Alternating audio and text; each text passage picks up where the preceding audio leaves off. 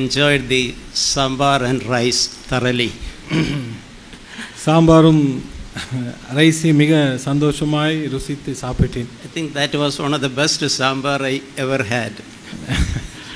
நான் சாப்பிட்ட சாம்பாரிலே மிக ருசியான ஒரு சாம்பாராய் இன்று நான் சாப்பிட்டேன். And curiously I heard is some of you made that sambar. ரொம்ப ஆச்சரியமாக இருந்தது. உங்களில் சிலர் தான் அந்த சாம்பாரை செய்தீர்கள் என்று கேட்டபொழுது I wish if I also learned this. நானும் இதை கற்றுக்கொள்ள ஆசைப்படுகிறேன். So I wish to share a few things which I learned especially during my younger days. என்னுடைய வாலிப நாட்களிலே நான் கற்றுக்கொண்ட ஒரு சில காரியங்களை உங்களோடு பகிர்ந்து கொள்ள வேண்டும் என்று விரும்புகிறேன். When I was studying in the college, நான் கல்லூரியிலே படித்துக் கொண்டிருந்த பொழுது, when I was 18 years old, எனக்கு 18 வயதான பொழுது one of my classmates told me about Jesus. என்னோடு கூட படித்த ஒரு மாணவன் இயேசுவை பற்றி எனக்கு சொன்னான். He told me, he asked me, he knew my official name is Abraham. என்னுடைய சரியா official name Abraham. He asked, Abraham, are you a Christian? Like that he asked. அவர் என்னத்தை கேட்டார், ஆபிரகாம் நீ ஒரு கிறிஸ்தவனா என்று. So I was furious. He is calling me Abraham and are you asking am I Christian also? அவர் என்னை Abraham என்று அழைத்து நீ ஒரு கிறிஸ்தவனா என்று கேட்டதை குறித்து நான் மிகவும் ஆச்சரியப்பட்டேன். Because I assumed as my parents were Christian and I have a Christian name, a good Christian name, I thought I am also a Christian. என்னுடைய பெற்றோர்கள் கிறிஸ்தவர்களாக இருக்கிறார்கள், எனக்கு ஒரு நல்ல கிறிஸ்தவ பெயர் இருப்பதினாலே நான் ஒரு கிறிஸ்தவன் என்று என்னை நான் நினைத்து கொண்டேன். And I remembered my mother told me, you know why we put your name Abraham?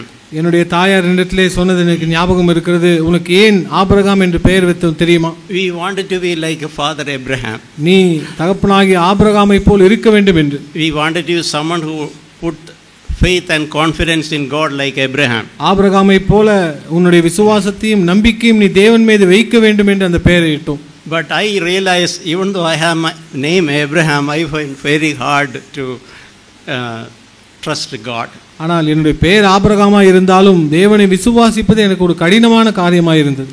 So that friend told me that day, you need to, your parents may be Christian. I am sorry to make you irritated, but even if your parents are Christian, that doesn't make you a Christian. அவர் என்னிடத்தில் சொன்னார், நான் சொல்வது உனக்கு கஷ்டமாக இருந்தாலும் பரவாயில்லை, உங்களுடைய பெற்றோர்கள் கிறிஸ்தவர்களாக இருப்பதினாலே நீ கிறிஸ்தவன் என்று சொல்ல முடியாது. And he told me everyone should receive Jesus as one's personal savior. அவர் சொன்னான், ஒவ்வொருவரும் இயேசு கிறிஸ்துவை தன்னுடைய சொந்த இரட்சகராக ஏற்றுக்கொள்ள வேண்டும். Receive Jesus. Nobody told. I used to go to every Sunday to church. No priest never told me that. இயேசுவை ஏற்றுக்கொள்ள வேண்டுமா? ஒவ்வொரு வாரமும் நான் சபைக்கு சென்று அநேக சபைகளுக்கு நான் போயிருக்கிறேன், யாருமே இதை பற்றி எனக்கு சொன்னதில்லை. So that time he told me he showed me one verse, that is John chapter 1 verse 12. அப்பொழுது எனக்கு வசனத்தை அவர் ஒன்று காண்பித்தார். யோவான் எழுதின சுவிசேஷம் 1ஆம் அதிகாரம் 12ஆம் வசனத்தில். It says that whoever receives him, to them God gave power to become children of God. அவரை ஏற்றுக்கொண்டவர்கள் எத்தனை பேர்களோ அத்தனை பேர்களும் தேவனுடைய பிள்ளைகளாகும்படி அவருக்கு அதிகாரம் கொடுத்தார் என்ற வசனத்தை காண்பித்தார். So I could not question him. He is very clearly, whoever receives him, receives Jesus, to them God gave power to become children of God. அந்த வசனத்தை எதிர்த்து என்னால் எதுவும் சொல்ல முடியல என்ற வார்த்தை மிக தெளிவாக இருக்கிறது.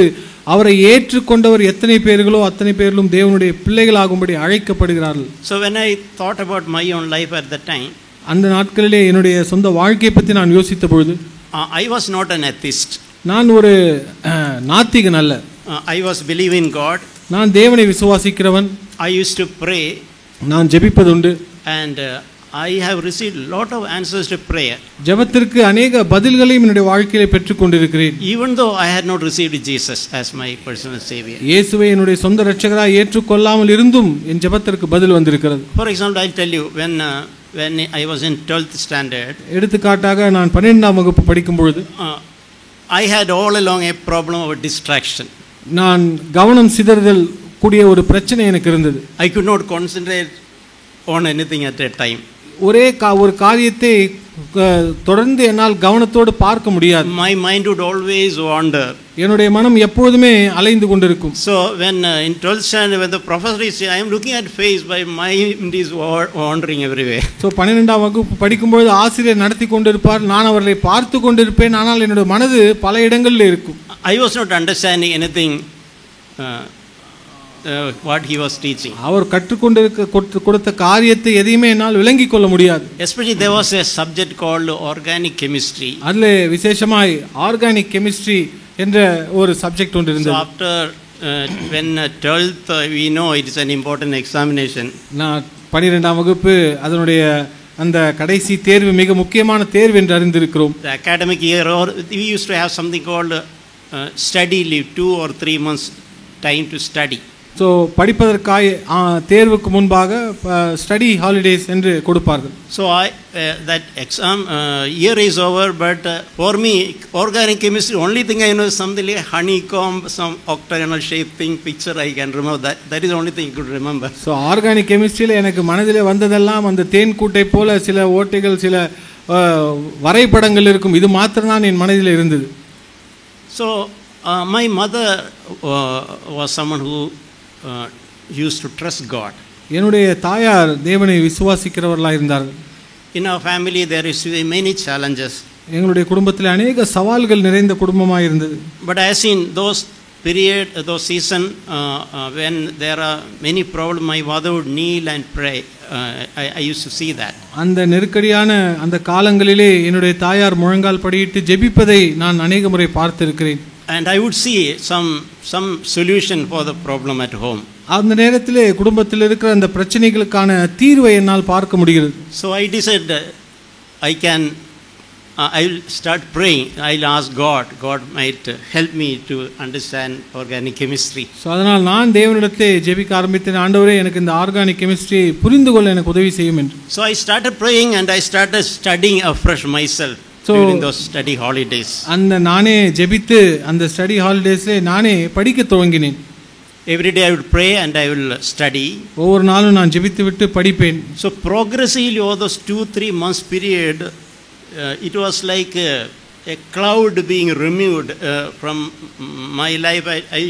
I started understanding those organic chemistry. So ஒரு சில நாட்கள் கழித்து ஒரு பெரிய மேகம் என்னுடைய மனதிலிருந்து மறைந்து அந்த ஆர்கானிக் கெமிஸ்ட்ரியை நான் விளங்கிக் கொள்வதற்கு எனக்கு அது உதவியாக இருந்தது. And I got a very good marks for that subject. அந்த குறிப்பிட்ட பாடத்திலே நல்ல மதிப்பெண் நான் பெற்றுக்கொண்டேன்.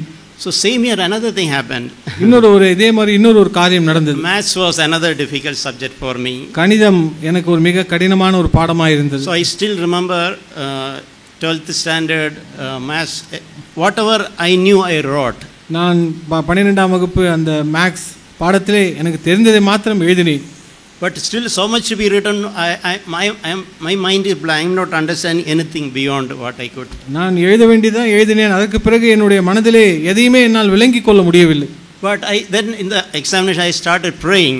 ஆனால் அந்த தேர்வுக்கு முன்பாக நான் ஜெபிக்க ஆரம்பித்தேன். Then little I could attempt and I could write much more. நான் அதற்கு பிறகு அந்த கேள்வி தாளிலிருந்து ஒரு சில காரியங்களை இன்னும் அதிகமாக எழுத முடிந்தது. So those two things especially I remember when I was not a believer, I was not a Christian, the Lord answered my prayers. So நான் ஒரு விசுவாசி இல்லாத பொழுது, நான் ஒரு கிறிஸ்தவனா இல்லாத பொழுதும் இந்த இரண்டு சம்பவங்கள் எனக்கு ஞாபகம் இருக்கிறது. ஆண்டவர் என் ஜெபத்திற்கு பதில் தந்தார். So when that friend told me that you are not a Christian, I was surprised. God was answering me prayers, still I am not a Christian. So என்னுடைய நண்பனிடத்திலே வந்து நீ ஒரு கிறிஸ்தவன் அல்ல என்று சொன்னபொழுது எனக்கு ஆச்சரியமாக இருந்தது. ஏனென்றால் தேவன் என் ஜெபத்திற்கு பதில் தருகிறார், ஆனால் நான் ஒரு கிறிஸ்தவன் இல்லை என்று எனக்கு ஆச்சரியமாக இருந்தது. But later I understood God is a good God. அதற்கு பிறகு நான் அறிந்து கொண்டேன் தேவன் நல்லவர் என்று. He is like a father. அவர் ஒரு தகப்பனை போல் நமக்கு இருக்கிறார். I even understood God gives even the rain and sunlight to everyone. ஆண்டவர் மழையும் சூரிய ஒளியும் எல்லா மனிதர்களுக்கும் கொடுக்கிறார். Not only to believers. விசுவாசிகளுக்கு மாத்திரமல்ல. So that I understood later. That is the reason God answered my prayer. பிற்காலத்திலே நான் அதை அறிந்து கொண்டேன். அதனால் தான் தேவன் என்னுடைய ஜெபத்திற்கும் பதில் தந்தார். And so that day God I was in the college hostel. நான் கல்லூரி ஹாஸ்டலில் தங்கி கொண்டிருந்தேன். I recognized my own need. என்னுடைய சொந்த தேவையை நான் உணர்ந்தேன். So I realized I have to give my life to Jesus. நான் என்னுடைய வாழ்க்கையை இயேசுவுக்கு ஒப்பு கொடுக்க வேண்டும் என்று அறிந்து கொண்டேன். And this is I was also searching for something, because there was an emptiness in my heart which I was not knowing what is this emptiness. என்னுடைய இருதயத்தில் ஒரு வெறுமை இருந்தது. அந்த வெறுமை என்ன என்று நான் விளங்கிக் கொள்ள முடியவில்லை. அதனால் அதை குறித்து நான் தேடிக் கொண்டிருந்தேன். So when that friend was speaking, I felt it's like someone inside me was telling, listen to him, you have an emptiness you are praying for, you are desiring to get rid of. This is the answer. So என்னுடைய நண்பன் பேசிக் கொண்டிருக்கும் பொழுது என் உள்ளத்திலிருந்து ஒரு சத்தம் வந்தது. உன்னுடைய இருதயத்தில் இருக்கிற அந்த வெறுமைக்கு நீ தேடிக்கொண்டிருப்பதற்கான பதில் அதுதான், அதை நீ கவனித்து கேள் என்று. So that day I came to I was convicted about my sinful life. அந்த நாளிலே என்னுடைய பாவமான வாழ்க்கை குறித்து நான் உணர்த்தப்பட்டேன். Especially I was particularly a selfish person. நான் குறிப்பாய் ஒரு சுயநலமுள்ள ஒரு மனிதனாய் இருந்தேன். My life was all around myself. என்னுடைய வாழ்க்கை என்னை சுற்றியே இருந்தது. Thinking what I can get benefit from others. மற்றவரிடத்திலிருந்து எந்த லாபத்தை நான் பெற்றுக்கொள்ள முடியும் என்ற நோக்கமுடையவனாய் இருந்தேன். From family, from God, I want what I can get. My interest is always what I can get. என்னுடைய குடும்பமாய் இருந்தாலும் சரி, தேவனாய் இருந்தாலும் சரி, எனக்கு என்ன லாபம் கிடைக்கும் அதுதான் என்னுடைய வாழ்க்கையா இருந்தது. So Lord was kind enough to break me that day. ஆண்டவர் அந்த நாளிலே இரக்கமாய் இருந்து என்னை உடைத்தார். I was not knowing even how to pray. எப்படி ஜெபிக்க வேண்டும் என்று கூட எனக்கு தெரியவில்லை. But inside that prayer came from my heart. ஆனால் என்னுடைய இருதயத்திலிருந்தே அந்த ஜெபம் வர ஆரம்பித்தது. So that day, sitting on the staircase of the college hostel, I felt I need to accept Jesus today as my savior. அந்த ஹாஸ்டல் படிக்கட்டுகளிலே உட்கார்ந்து கொண்டு நான் அறிந்து கொண்டேன், இந்த நாளிலே இயேசுவை என்னுடைய வாழ்க்கையின் இரட்சகராய் நான் ஏற்றுக்கொள்ள வேண்டும் என்று. I need to receive him. நான் அவரை ஏற்றுக்கொள்ள வேண்டும். He will not gate crash into me.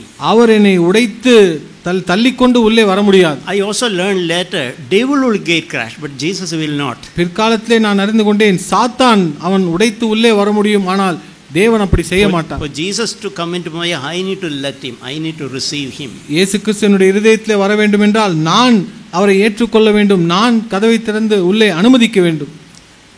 So I said probably in a very 1-2 sentence prayer, but I prayed from my heart, Lord, please come into my heart. நான் 1-2 வரிகள் தான் நான் அந்த நாளிலே ஜெபித்தேன்.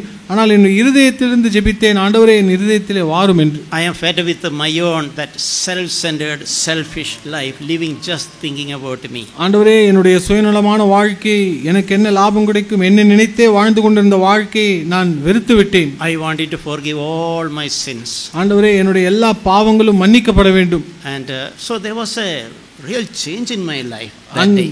அந்த நாளிலே என்னுடைய வாழ்க்கையிலே உண்மையாய் ஒரு மாற்றம் ஏற்பட்டது. And another thing during that time the Lord spoke to me is, அந்த நாளிலே இன்னொரு காரியத்தை குறித்து ஆண்டவர் என்னோடு பேசினார். You should allow Jesus to be the Lord of your life. இயேசு கிறிஸ்துவை உன்னுடைய வாழ்க்கையின் ஆண்டவராய் இருக்கும்படி நீ அனுமதிக்க வேண்டும். You should not be just happy Jesus has forgiven your sins. இயேசு கிறிஸ்து உன்னுடைய பாவங்களை மன்னித்து விட்டார் என்று அதிலே திருப்தி அடைந்து சந்தோஷப்படக்கூடாது. You receive him as your savior from your sin, but you should also allow him to be the master, the Lord, the ruler of your life. உன்னுடைய வாழ்க்கையின் பாவங்களை மன்னிக்கிற ஒரு இரட்சகராய் மாத்திரம் அல்ல, உன்னுடைய வாழ்க்கையின் ஒரு ஆண்டவராய், உன்னை ஆளுகை செய்கிறவராய் நீ அவரை உன்னுடைய வாழ்க்கையில ஏற்றுக்கொள்ள வேண்டும். So it was like if I am driving a vehicle. அது எப்படி இருக்கும் என்றால், நீங்கள் ஒரு காரை ஓட்டிக் கொண்டிருக்கிறீர்கள். The Lord Jesus is there in my vehicle, but in the back seat. இயேசு கிறிஸ்து என்னுடைய அந்த வாகனத்தில் இருக்கிறார், ஆனால் பின்னாடி சீட்டில் உட்கார்ந்து கொண்டிருக்கிறார். It's like when I need Jesus, I turn to him, I take his help. நான் எனக்கு தேவையா இருக்கும்போது நான் திரும்பி இயேசுவினிடத்திலே உதவியை பெற்றுக்கொள்கிறேன். I was just using Jesus. நான் இயேசுவை பயன்படுத்தி கொண்டிருக்கிறேன். But I understood there's a better life. ஆனால் இதைவிட மேன்மையான ஒரு வாழ்க்கை இருக்குது என்பதை அறிந்து கொண்டேன். You allow Jesus to control your vehicle. என்னுடைய வண்டியை ஆளுகை செய்யும்படி அவரிடத்தில் நான் ஒப்புக் கொடுக்க முடியும். Let Jesus be the driver of your car, your இயேசு life. கிறிஸ்து உங்களுடைய வாழ்க்கையின் காரை ஓட்டுகிற ஒரு ஓட்டுநராய் இருக்கட்டும். That thought really helped me all through my life. till today. இந்த நாள் வரை இந்த ஒரு காரியம் என்னுடைய வாழ்நாள் முழுவதும் எனக்கு அது உதவி செய்திருக்கிறது. When we know that Jesus is the Lord of your life, இயேசு கிறிஸ்து உங்களுடைய வாழ்க்கையின் ஆண்டவர் என்பதை நீங்கள் அறிந்திருப்பீர்கள் என்றால், and you allow him to drive your life vehicle, உங்களுடைய வாழ்க்கையின் அந்த வாகனத்தை ஓட்டுவதற்கு அவரை நீங்கள் அனுமதிப்பீர்கள். that is the best life we can ever live. இந்த உலகத்திலே நாம் வாழக்கூடிய சிறந்த ஒரு வாழ்க்கை அதுவாகத்தான் இருக்க முடியும். Your car will never met with an accident. உங்களுடைய வாகனம் ஒரு நாளும் ஒரு விபத்துக்குள்ளாகாது. And we can do some of us we may someday, when someone is driving, you are just sitting, is a relaxed life. சில நேரத்தில் நாம் பார்க்கிறோம், யாராவது வண்டி ஓட்டி கொண்டிருந்தால் மிக இளைப்பாறுதலோடு நாம் உட்கார்ந்து கொண்டிருப்போம். The responsibility of driving is with the driver. ஏனென்றால் வண்டி ஓட்டுகிற அந்த பொறுப்பு ஓட்டுநரிடம் இருக்கிறது. So that is a wonderful life, allowing Jesus to rule, allowing Jesus to be the master and Lord and King of your life. இயேசு கிறிஸ்து உங்களுடைய வாழ்க்கையின் எஜமானனாய், ராஜாவாய், ஆளுகை செய்கிறாய், ஆண்டவராய் ஒப்பு கொடுத்து வாழ்கிற வாழ்க்கை ஒரு மேன்மையான சிறந்த வாழ்க்கை. And I have seen that in every stage in my life. என்னுடைய வாழ்க்கையின் ஒவ்வொரு காலகட்டத்திலும் இதை நான் பார்த்திருக்கிறேன். In my education, என்னுடைய படிப்பிலே, in my career, என்னுடைய எதிர்கால காரியங்களிலே, later when I married, என்னுடைய திருமண வாழ்க்கையிலே I have seen the Lord taking charge. தேவன் என்னுடைய வாழ்க்கையை பொறுப்பெடுத்ததை நான் பார்த்திருக்கிறேன். And he is taking the responsibility for me. எனக்காக அவர் பொறுப்பெடுத்து செய்கிறதை நான் பார்த்திருக்கிறேன். One of the wonderful thing I learned is God has a plan for my life. ஒன்று அற்புதமான காரியம், நான் கற்றுக்கொண்ட ஒரு அற்புதமான காரியம் என்னவென்றால், தேவன் என் வாழ்க்கையை குறித்து ஒரு திட்டத்தை வைத்திருக்கிறார். And I want to say God has a plan for each one of your lives. நான் உங்களிடத்தில் சொல்ல விரும்புகிறேன், உட்கார்ந்திருக்கிற ஒவ்வொருவருக்காகவும் தேவன் ஒரு திட்டத்தை வைத்திருக்கிறார். That's a wonderful truth. இது ஒரு அற்புதமான ஒரு சத்தியம். To know that God has a plan, a wonderful plan for each one of us. இங்க உட்கார்ந்திருக்கிற ஒவ்வொருவருக்கும் தேவன் ஒரு திட்டத்தை வைத்திருக்கிறார் என்ற அந்த சத்தியம் ஒரு அற்புதமான ஒரு சத்தியம். We should never miss that. அதை ஒரு நாள் நாம் இழந்து விடக்கூடாது. I pray, even now I pray, almost daily I pray like this. நான் ஒவ்வொரு நாளும் இந்த நாளிலுமே நான் ஜெபிக்கிறேன். Lord, help me to be in the center of your plans for my life. ஆண்டவரே, என்னுடைய வாழ்க்கை குறித்து உம்முடைய திட்டத்தின் மையத்திலே நான் இருக்க எனக்கு உதவி செய்யும். Not just at the periphery. அதனுடைய ஒரு ஓரத்திலே நான் இருக்க கூடாது. In every way I am center of God's plan for my life. என்னுடைய வாழ்க்கையின் அந்த மையத்திலே, திட்டத்தின் மையத்தில் நான் இருக்க வேண்டும். So I want to encourage you, recognize that, be aware that God has a plan for each one of you. அதனால் நான் உங்களிடத்திலே சொல்லுகிறேன், இந்த காரியத்தை குறித்து நீங்கள் உணர்வடையுங்கள், நீங்கள் அறிந்து கொள்ளுங்கள், தேவன் உங்களுக்காய் ஒரு திட்டத்தை வைத்திருக்கிறார். You should not have instead of pursuing our own dreams and our own plans, நம்மளுடைய சொந்த கனவுகளையும் சொந்த திட்டங்களையும் தேடி நீங்கள் ஓடிக்கொண்டிருக்க கூடாது. it is best to seek and know what is God's plan for our lives. உங்களுடைய வாழ்க்கை குறித்துதான தேவனுடைய திட்டம் என்ன என்பதை தேடி அறிந்து கொள்வதே சிறந்ததான ஒரு காரியமாக இருக்கும். Because God's plans for our life is the best.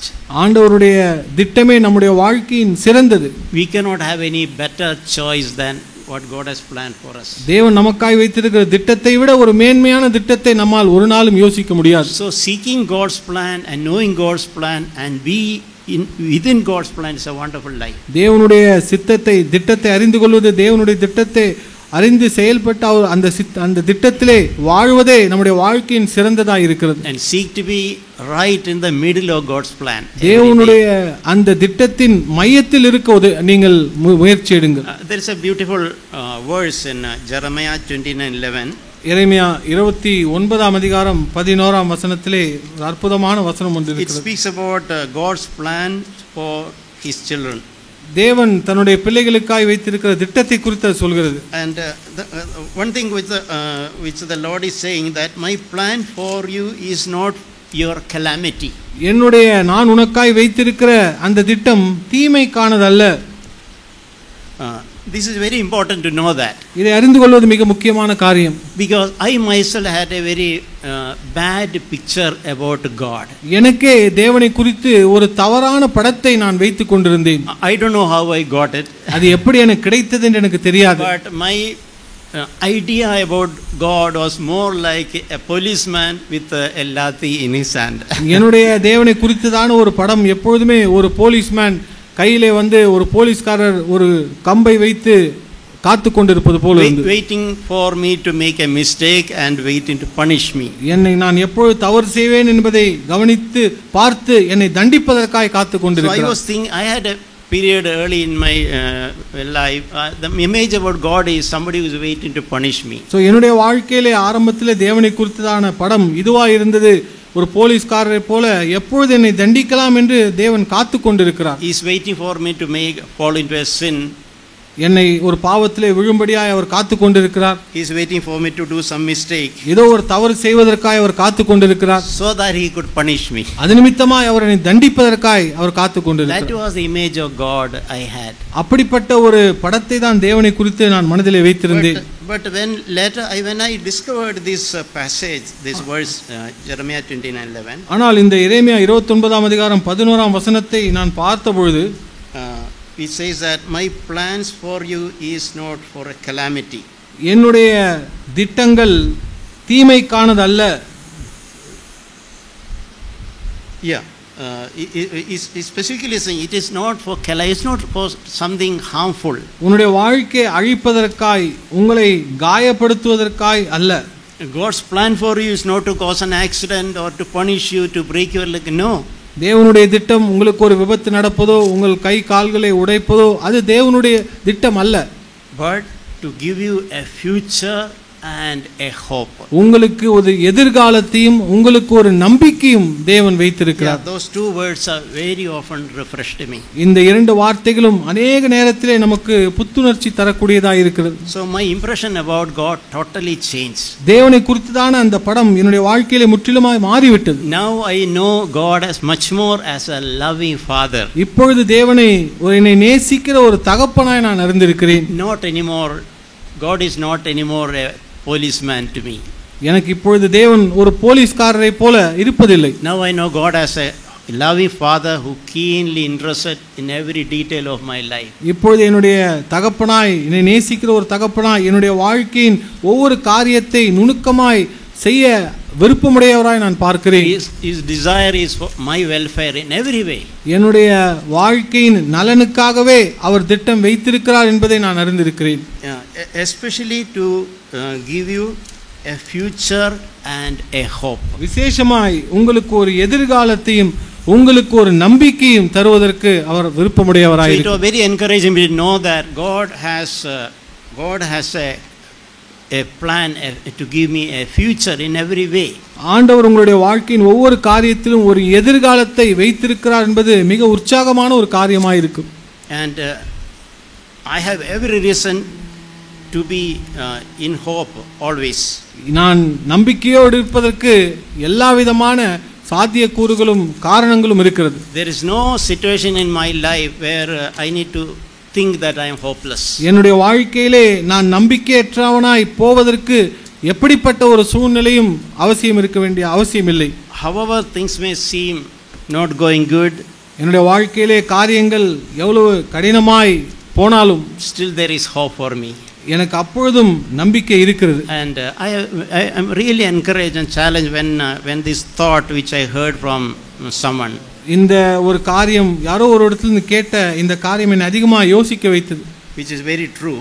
உண்மையான ஒரு காரியம். That is, so long as there is breath in our nostrils, there is hope. நம்முடைய நாசியிலே சுவாசம் இருக்கும் வரை நமக்கு நம்பிக்கை இருக்கிறது. And in whichever deep pit we have fallen, still you are not hopeless. நீங்கள் எவ்வளவு ஆழமான பள்ளத்தில் விழுந்திருந்தாலும் நீங்கள் நம்பிக்கையற்றவர்களாய் இல்லை. Unknown to others, you know your life condition. It is think that you are in such a deep pit. மற்றவர்களுக்கு தெரியாது, ஆனால் உங்களுடைய வாழ்க்கை குறித்து உங்களுக்கு தெரியும். ஒருவேளை அப்படி ஆழமான ஒரு பள்ளத்திலே நீங்கள் இருப்பது போல நீங்கள் யோசித்தாலும் never ever think everything gone, I have no hope. என் ஒரு காலமும் இப்படி யோசிக்காதீர்கள், எல்லாம் முடிந்து போய்விட்டது, நம்பிக்கை இல்லை என்று. We still have hope. கண்டிப்பாய் நம்பிக்கை இருக்கிறது. That is why that beautiful story of prodigal son is in the Bible. அதனால்தான் அந்த கெட்ட குமாரனை குறித்ததான அந்த அருமையான கதை வேதாகமத்தில் இருக்கிறது. Very often I have identified myself like that prodigal son. அநேக நேரத்திலே அந்த கெட்ட குமாரனை போல என்னை நான் பார்த்திருக்கிறேன். And there is something mentioned about him. அவனை குறித்து ஒரு காரியம் சொல்லப்பட்டிருக்கிறது. He went far from his father. அவனுடைய தகப்பனிடத்திலிருந்து மிக தூர தேசத்திற்கு அவன் போனான். And he wasted away everything. தன்னுடைய எல்லா பணத்தையும் ஆஸ்தியும் வீணடித்தான். That is something we think we have lot, we can think it's all can be wasted in a short time. நாம் அவ்வளவு பணம் வைத்திருக்கிறோம் என்று நினைக்கிறோம், ஆனால் கொஞ்ச நேரத்தில் அது எல்லாமே வீணாய் போக முடியும். And it's mentioned about him that at a particular, he was somebody gave him a job, look after pigs. அவனுக்கு அந்த தூர தேசத்திலே பன்றிகளை மேய்க்கும்படியான ஒரு வேலை கிடைத்தது. What a career it is, isn't it? எப்படிப்பட்ட ஒரு வேலை வாய்ப்பு பாருங்கள் அவனுக்கு. Profession now, what is your job? Looking after pigs. அவனுடைய வேலை என்ன வேலை செய்யறானா, பன்றியை மேய்த்து கொண்டிருக்கிறேன். So it cannot be described anything better, the story. He had gone to such a low level. அவனுடைய அந்த கதையிலே அவன் எவ்வளவு அடி மட்டத்திற்கு போக முடியுமோ அப்படிப்பட்ட ஒரு இடத்திற்கு வந்து விட்டான்.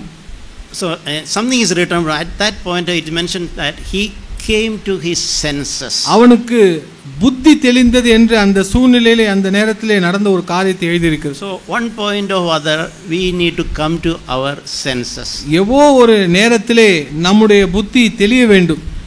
That means very often we think that we know better than our parents. அநேக நேரத்தில் நாம் நினைக்கிறோம் என்னுடைய பெற்றோரை விட எனக்கு நிறைய காரியங்கள் தெரியும். That is very normal. I think maybe in your age I thought I knew better than my parents. உங்களுடைய வயதிலே நான் இருக்கும்போது என்னுடைய பெற்றோர்களை விட நான் நன்றாக அறிவுடையவன் என்று அறிந்திருந்தேன், நினைத்திருந்தேன். But I also came to my senses, realizing the reality, actual situation of my life. என்னுடைய வாழ்க்கையிலே என்னுடைய புத்தியும் தெளிந்தது, வாழ்க்கையின் யதார்த்தத்தை உண்மையை நான் பார்த்த பொழுது.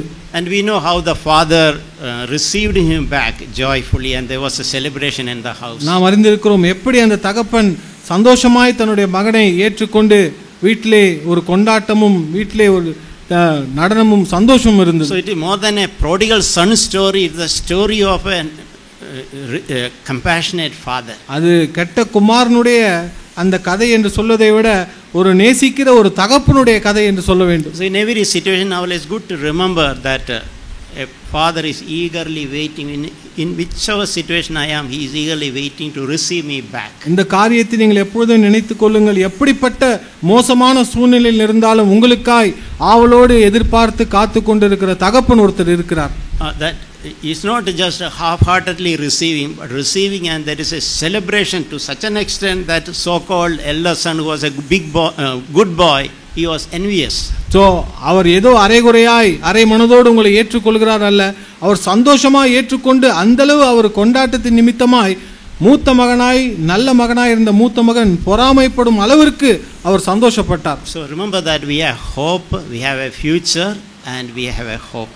அதனால் இந்த காரியத்தை எப்பொழுதுமே நினைவு வைத்துக் கொள்ளுங்கள். உங்களுக்கு ஒரு எதிர்காலம் இருக்கிறது, உங்களுக்கு ஒரு நம்பிக்கை இருக்கிறது. I mentioned that God has a plan for each one of in every aspect of our life. உங்களுடைய வாழ்க்கையின் ஒவ்வொரு பகுதியிலும் குறித்து தேவன் உங்களுக்கு ஒரு திட்டத்தை வைத்திருக்கிறார் என்று நான் சொல்லியிருந்தேன். God is interested in good thing happening in our life in every aspect of our life. உங்களுடைய வாழ்க்கையின் ஒவ்வொரு பகுதியிலும் நல்ல காரியங்கள் நடக்க வேண்டும் என்று தேவன் உங்களுக்காக திட்டமிட்டு இருக்கிறார்.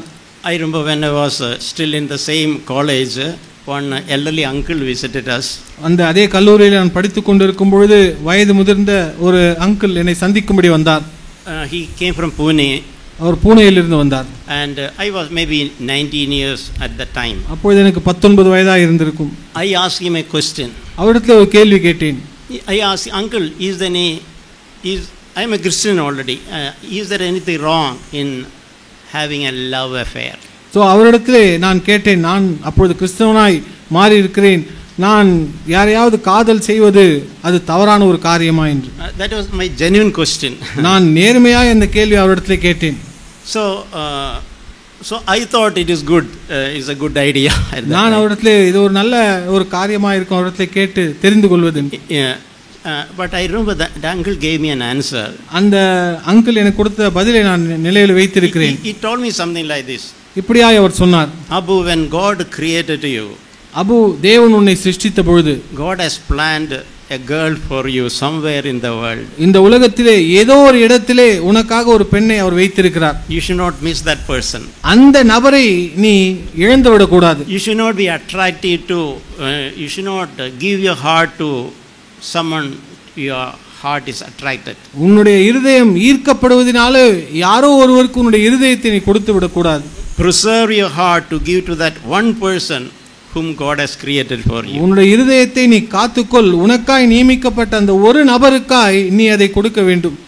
And that can be the best gift you can give to that girl. So அந்த பெண்ணுக்கு நீ கொடுக்கக்கூடிய மிக சிறந்த ஒரு வெகுமதியாய் அது இருக்க முடியும். An undivided heart.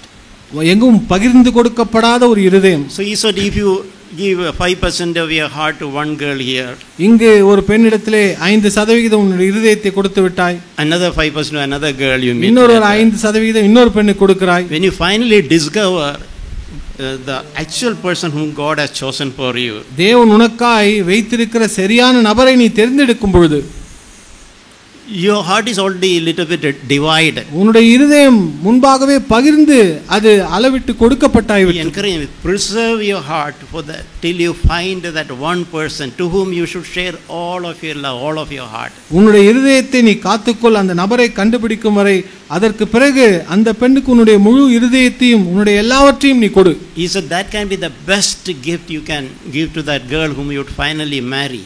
நீ திருமணம் பண்ண போகிற அந்த பெண்ணுக்கு நீ கொடுக்கக்கூடிய மிக சிறந்த வெகுமதியாய் அது இருக்க முடியும். That really helped me. அது எனக்கு உதவி செய்தது. Always that uncle told I had to find that one person whom God has chosen for me. அந்த அங்கிள் சொன்ன அந்த காரியம் எப்பொழுதுமே நினைவில் நின்றது. தேவன் எனக்காய் வைத்திருக்கிற அந்த ஒரு நபரை நான் தெரிந்து கொள்ள வேண்டும். I don't want to give a piece of my heart to by mistake to someone whom I like but I miss God's will. நான் தேவனுடைய சித்தத்தை இழந்து எனக்கு பிடித்த ஒரு நபருக்கு என்னுடைய இருதயத்தை துண்டாக்கி அப்படி கொடுத்து கொண்டிருக்க முடியாது. Finally when I married I was so happy I could manage to preserve my heart to that one person. நான் கடைசியாக திருமணமாகும் பொழுது நான் மிகவும் சந்தோஷப்பட்டேன். ஏனென்றால் என்னுடைய அந்த ஒரு நபருக்கு என்னுடைய இருதயத்தை நான் காத்துக்கொண்டேன். I could give my 100% to her. என்னுடைய இருதயத்தின் 100% அவளுக்கு கொடுக்க முடிந்தது. I think that is one reason of a blessed by God's grace blessed family life we enjoy now.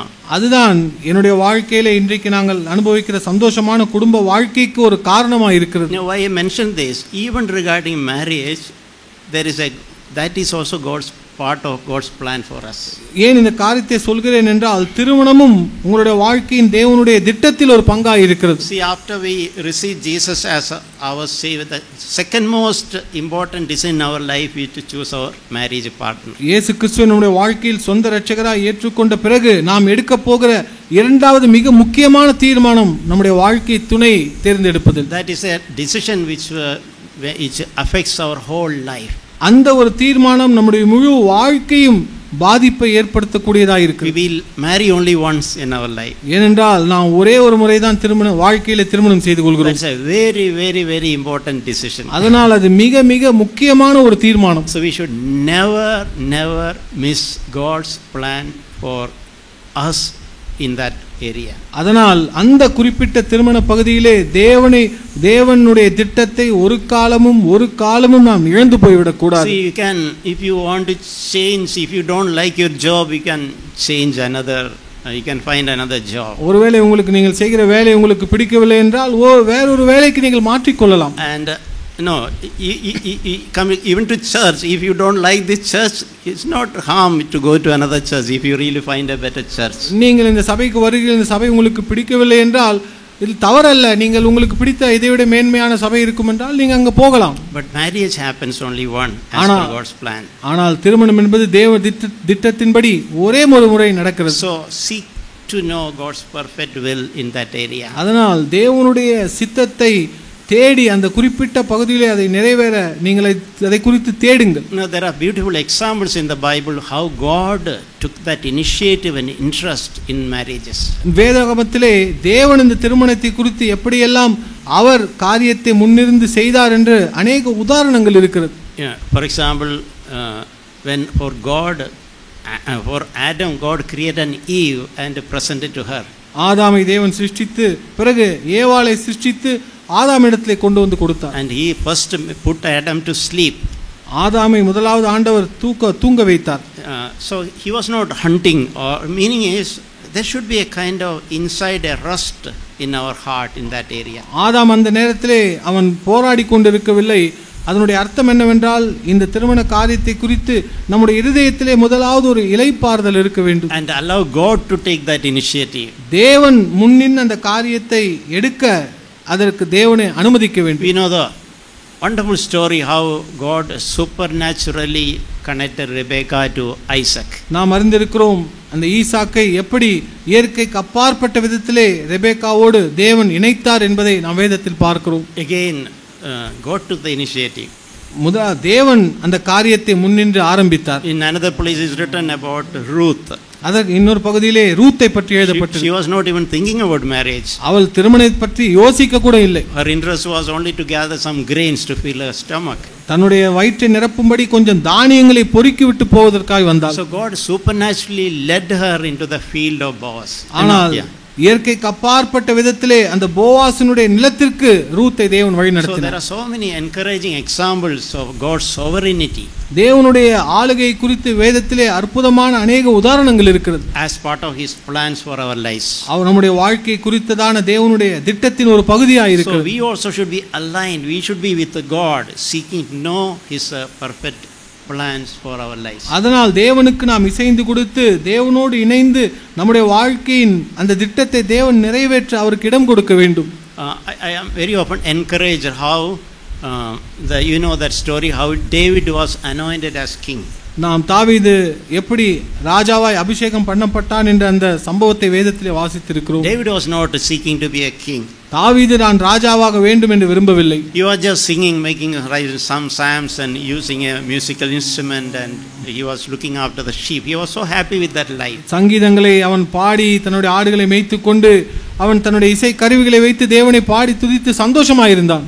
But God, even when he was seeking, God sent for him, called him, and then made him as king. அவன் அதை தேடவில்லை என்றாலும் தேவன் அந்த தீர்க்கதரிசியை அனுப்பி அவனை அழைப்பித்து அபிஷேகம் பண்ணிவித்தார். What do we learn from that? அதிலிருந்து நாம் எதை கற்றுக்கொள்கிறோம்? Whatever God has planned for us, nobody can take it away. தேவன் நமக்காய் வைத்திருக்கிற ஒரு திட்டத்தை எந்த மனிதனுமே அதை தடை செய்ய முடியாது, நிறுத்த முடியாது. We only need to be available for God to accomplish his plans for our lives. அவர் நம்முடைய வாழ்க்கையிலே தன்னுடைய திட்டத்தை நிறைவேற்றுவதற்கு நாம் எப்பொழுதுமே இடம் கொடுக்கிறவர்களாய், நம்மை ஒப்பு கொடுக்கிறவர்களாய் இருக்க வேண்டும். When I was young, I had the problem with many young people have. நான் வாலிபனாக இருந்தபொழுது அநேக வாலிபர்களுக்கு இருக்கிற அந்த பிரச்சனை எனக்கும் இருந்தது. I was very timid. நான் மிகவும் பயப்படுகிறவனாக இருந்தேன். Very shy. எப்போதுமே நான் வெட்கப்படுகிறவனாக இருந்தேன். Very fearful. மிகவும் பயப்படுகிறவனாக இருந்தேன். Very anxious person. எப்போதுமே கவலைப்பட்டு கொண்டிருப்பேன். So why I am saying this, in every aspect of our life God can help. நான் ஏன் இதை சொல்கிறேன் என்றால் அப்படிப்பட்ட பகுதியிலும் தேவன் நமக்கு உதவி செய்ய முடியும். One work of the Holy Spirit is to help us in our weakness. பரிசுத்த ஆவியானவருடைய ஒரு பணி நம்முடைய பலவீனத்திலே நமக்கு உதவி செய்வது. We all have some weak areas. நம்முடைய வாழ்க்கையில் எல்லோருக்குமே பலவீனமான பகுதிகள் இருக்கிறது. We all are good in many things. நாம் அநேக காரியங்களிலே தேர்ச்சி பெற்றவர்களாய் நன்றாய் செய்யக்கூடியவர்களாய் இருக்கிறோம். That is how God has made us. அப்படித்தான் தேவன் நம்மை சிருஷ்டித்திருக்கிறார். We all maybe, if you are aware, some areas where we see that we are weak. ஆனால் சில பகுதிகளிலே நாம் பலவீனமுள்ளவர்களாய் இருக்க முடியும். So one of the work of the Holy Spirit to help us in our weakness. அதனால் பரிசுத்த ஆவியானவருடைய ஒரு கிரியை நம்முடைய பலவீனத்திலே நமக்கு பலன் தருவது, உதவி செய்வது. In weakness in any area. எந்த பகுதியிலே அந்த பலவீனம் இருந்தாலும் சரி. I want to read one verse from 2 Timothy. 2 தீமோத்தேயிலிருந்து ஒரு வார்த்தை chapter 1 வாசிக்க விரும்புகிறேன். verse 7. 2 தீமோத்தேயு 1ஆம் அதிகாரம் 7ஆம் வசனம்.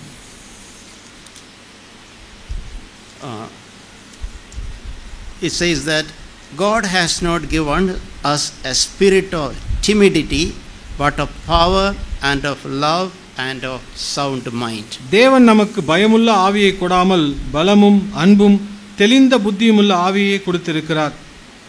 So I found my life is full of timidity and fear. என்னுடைய வாழ்க்கை முழுவதுமே ஒரு பயத்தோடு ஒரு திகிலோடு நான் வாழ்ந்து கொண்டிருக்கிறேன் என்பதை அறிந்து கொண்டேன். But here it says, when I found here it says, God has not given me a spirit of fear. இந்த வசனத்தை பார்க்கும்போது தேவன் நமக்கு பயமுள்ள ஆவியை கொடாமல், A thought came to me, God has not given. Who has given me? I find so much fear inside me. So இந்த கேள்வி எனக்குள் வந்தது, தேவன் எனக்கு தரவில்லை என்றால் இவ்வளவு பயம் எனக்குள் காணப்படுகிறதே, யார் அந்த பயத்தை எனக்கு தந்தது? If this fear, this spirit of fear, what I see in my life, if it is not from God, I don't want it. I want to get rid of it. எனக்குள் இருக்கிற அந்த பயப்படுத்துகிற அந்த பயமுள்ள ஆவி தேவனிடத்திலிருந்து வந்ததல்ல, அதை என்னுடைய வாழ்க்கையிலிருந்து நான் நீக்க வெளியாக்க விரும்புகிறேன். Instead of spirit of fear, God wants to give me spirit of power and of love and of sound mind. அந்த பயமுள்ள ஆவிக்கு பதிலாக தேவன் பலமும் அன்பும் தெளிந்த புத்தியுமுள்ள ஆவியை தேவன் கொடுக்க விரும்புகிறார். And I can't, I don't remember, I can't say how many times I proclaim. It's good to sometimes to proclaim God's word. எவ்வளவு முறை எனக்கு தெரியாது, ஆனால் அநேக முறை இந்த தேவனுடைய வார்த்தையை நான் அறிக்கையிட்டு இருக்கிறேன். And slowly God started working in my life, lifting, removing that spirit of fear. ஆண்டவர் கொஞ்சம் கொஞ்சமா என்னுடைய வாழ்க்கையிலே கிரியை செய்து அந்த பயமுள்ள ஆவியை என்னுடைய இருதயத்திலிருந்து நீக்க ஆரம்பித்தார். And earlier I used to become, out of fear I become like paralyzed. நான் சில நேரத்திலே அந்த பயத்தின் நிமித்தமாய் நான் அசைய முடியாதபடி ஒரு பேரலைஸ் ஆனதை போல நான் உணர்ந்திருக்கிறேன். I'm not able to function normally. நான் சாதாரண விதத்திலே நடந்து கொள்ள முடியாத அளவுக்கு நான் அதனால் பாதிக்கப்படுவேன். That's what, when we are gripped with fear, is like a paralyzed. நாம் பயத்தினால் பிடிக்கப்படும் பொழுது ஒரு வாதம் வந்தது போல நாம் செயலிழந்து போய் விடுகிறோம். So it is good to claim the promise of God in the scriptures. அதனால் தேவனுடைய வார்த்தையில் இருக்கிற வாக்குத்தத்தங்களை நாம் சுதந்திரிக்க வேண்டும், அதை அறிக்கையிட வேண்டும். We are so blessed with God has given us so many promises which we can claim. ஆண்டவர் நீங்கள் வாக்குத்தத்தத்தை சொல்லக்கூடிய அநேக அற்புதமான வாக்குத்தத்தங்களை தேவன் நம்முடைய வசனத்தை கொடுத்திருக்கிறார். We can pursue God's promises for our lives. தேவன் நமக்காய் கொடுத்திருக்கிற அந்த வாக்குத்தத்தங்களை நாம் தேடுவோம். And we can inherit those promises. அந்த வாக்குத்தத்தங்களை நாம் சுதந்திரித்துக் கொள்வோம். In faith, if you pursue, நாம் விசுவாசத்தோடு அதை தேடும் பொழுது, there is a promise that God will answer a prayer, every prayer which you pray according to God's will. தேவனுடைய சித்தத்தின்படி நாம் ஜெபிக்கும் பொழுது தேவன் அந்த ஜெபத்திற்கு பதில் தருவார் என்று ஒரு வாக்குத்தத்தம் வேதத்தில் இருக்கிறது. That is a guarantee. Any prayer we make according to God's will be answered. தேவனுடைய வார்த்தையின்படி நாம் தேவ சித்தத்தின்படி ஜெபிக்கிற எந்த ஜெபத்திற்கும் தேவன் பதில் தருவார் என்பது அவர் நமக்கு கொடுக்கிற வாக்குத்தத்தமாக இருக்கிறது. So freedom from fear and anxiety, these are prayers we can make and God is eager to answer us. நாம் பயத்திலிருந்தும் கவலையிலிருந்தும் விடுதலை அடைய வேண்டும் என்று தேவனிடத்திலே நாம் ஜெபிக்க முடியும். அந்த ஜெபத்திற்கு தேவன் கண்டிப்பாய் பதில் தருவார். And God can give by Holy Spirit empower us in those areas. ஆண்டவர் நமக்கு தன்னுடைய பரிசுத்த ஆவியை தந்து அந்த பகுதிகளிலே நம்மை பலப்படுத்த முடியும். And we will be able to say, when in those areas when I am weak, I am strong in the Lord. நாம் சொல்ல முடியும், எந்தெந்த பகுதியில் நான் பலவீனமாய் இருக்கிறேனோ தேவனுடைய ஆவியினாலே இப்பொழுது நான் பலமுள்ளவனாய் இருக்கிறேன் என்று. That is what Paul said in one place, when I am weak, I am strong. அதனால் தான் பவுல் ஒரு இடத்துல சொல்லும்போது நான் பலவீனமாய் இருக்கும் பொழுதே பலமுள்ளவனாய் இருக்கிறேன் என்று சொல்லுவார். So may God really help us, as I mentioned, especially seek to know God's will and seek to be within the plan of God's will. நான் சொன்னது போல தேவனுடைய சித்தத்தை தேவனுடைய திட்டத்தை தேட நாடுங்கள். தேவனுடைய திட்டத்திலே நிலைத்திருக்க உதவி செய்யுங்கள். தேவனிடத்திலே கேளுங்கள். Never miss God's plan for your lives. உங்களுடைய வாழ்க்கைக்காய் தேவன் வைத்திருக்கிற திட்டத்தை இழந்து போகாதிருங்கள். Even if you have made some mistakes in your life, don't think everything is over. ஒருவேளை நீங்கள் உங்கள் வாழ்க்கையிலே சில தவறுகளை செய்திருக்கலாம், ஆனாலும் எல்லாம் முடிந்து விட்டது என்று நினைக்காதிருங்கள். If you recognize it and admit it and confess, the Lord will forgive us. நீங்கள் அந்த காரியத்தை ஏற்றுக்கொண்டு அதை அறிக்கையிட்டு நீங்கள் தேவனிடத்திலே போவீர்கள் என்றால் ஆண்டவர் கண்டிப்பாக உங்களுக்கு மன்னிப்பார். And that is how we can live with a good conscience. அப்படித்தான் நாம் ஒரு நல் மனசாட்சியோடு நாம் வாழ முடியும். As if we have never sinned. நாம் பாவமே செய்யாதவர்களை போல நாம் வாழ முடியும். I have experienced myself something which I have done. I regret always that haunting thoughts come. சில நேரத்தில் நான் செய்த சில காரியங்களுக்கான அந்த காரியம் என் மனதிலே வந்து என்னை மன அழுத்த பயமுறுத்தும். But I understand when I confessed and repented about it, the Lord has forgiven and cleansed us and taken away that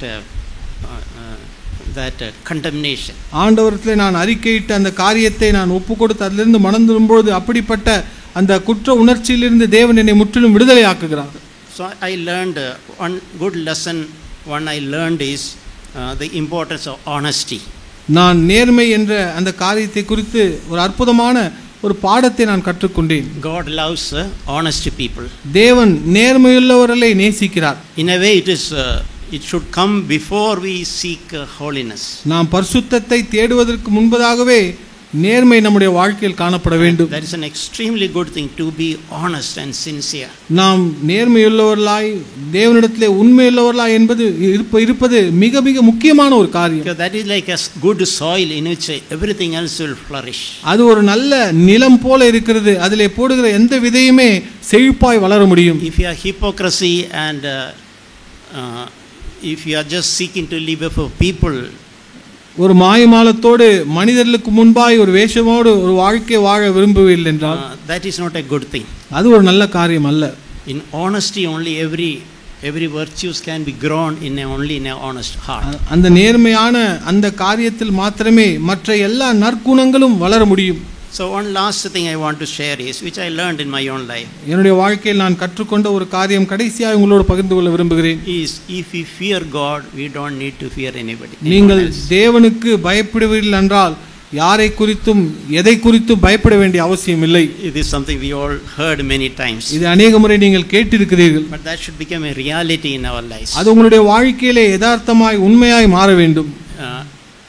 If you learn to walk before God in honesty, நீங்கள் தேவனுக்கு முன்பாய் நேர்மையாய் நடப்பீர்கள் என்றால், we are not just living to please our parents or even elders or other brothers and sisters. மற்ற நம்முடைய பெற்றோரையோ அல்லது மூப்பர்களையோ அல்லது மற்ற சகோதர சகோதரிகளோ பிரியப்படுத்தும்படியாய் நான் வாழவில்லை.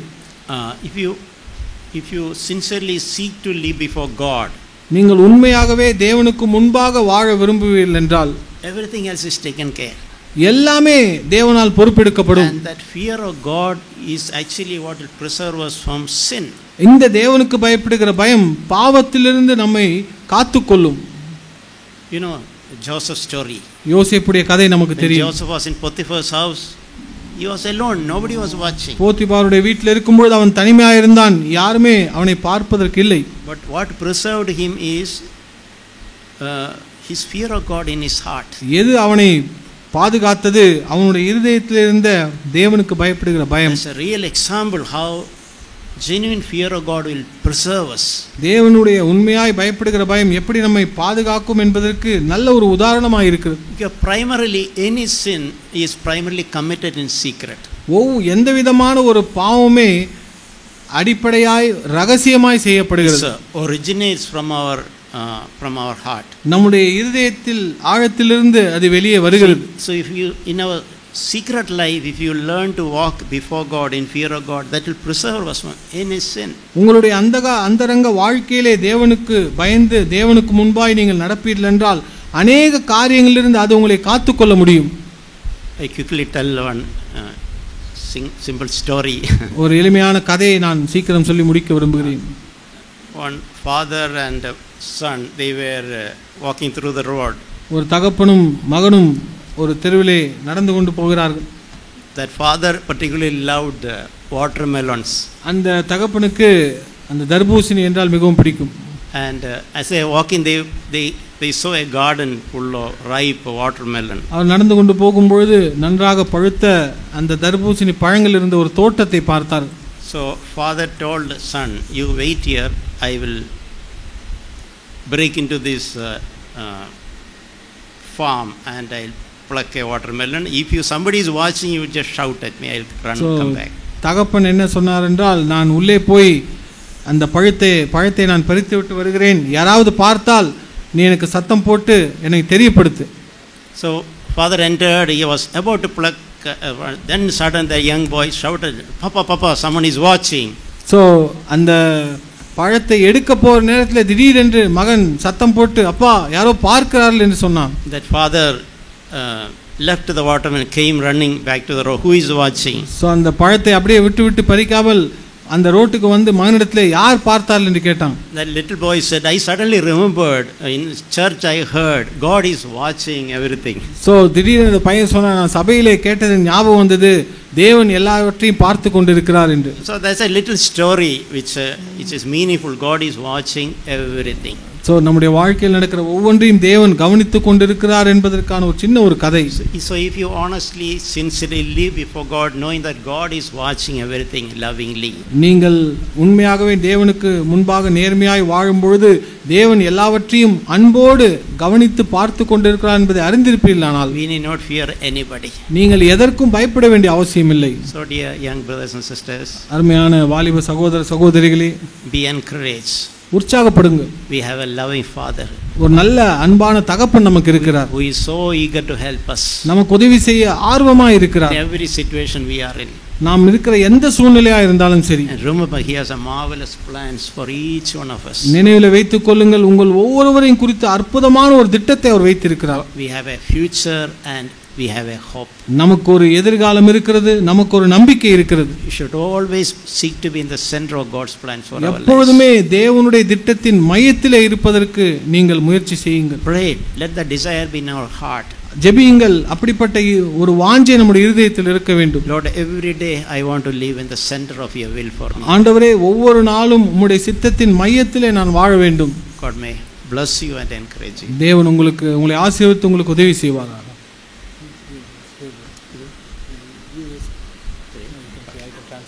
We'll pray and close. நாம் ஜெபிப்போம்.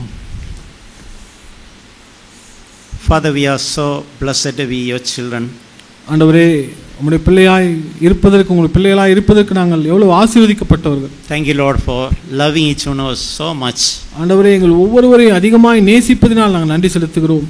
Thank you for your care for each one of us, your thoughts for each one of us. ஆண்டவரே, எங்களை குறித்து நீர் சிந்தையாய் இருப்பதினால் எங்களை குறித்து எவ்வளவு கரிசனையாய் இருக்கிறீர் என்பதற்காக நன்றி செலுத்துகிறோம். And we especially want to thank you for your plans for our lives. ஆண்டவரே, எங்களை குறித்து நீர் வைத்திருக்கிற திட்டத்திற்காக நாங்கள் உமக்கு நன்றி செலுத்துகிறோம்.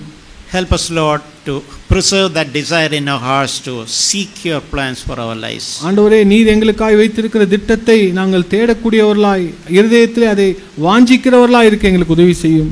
Help us, Lord, by the power of the Holy Spirit, not to miss any of your plans for our lives. ஆண்டவரே, உம்முடைய பரிசுத்த ஆவியின் வல்லமையினாலே நீர் எங்களுக்காய் வைத்திருக்கிற ஒரு திட்டத்தின் எந்த ஒரு பகுதியை நாங்கள் இழந்து போக கூடாது என்று ஜெபிக்க எங்களுக்கு உதவி செய்யும். Lord, I pray, please encourage these dear brothers and sisters. ஆண்டவரே, நான் ஜெபிக்கிறேன், இந்த அருமையான வாலிப சகோதர சகோதரிகளை நீங்கள் உற்சாகப்படுத்தும். In Jesus' name I pray. இயேசுவின் நாமத்தில் ஜெபிக்கிறோம். Amen. ஆமென்.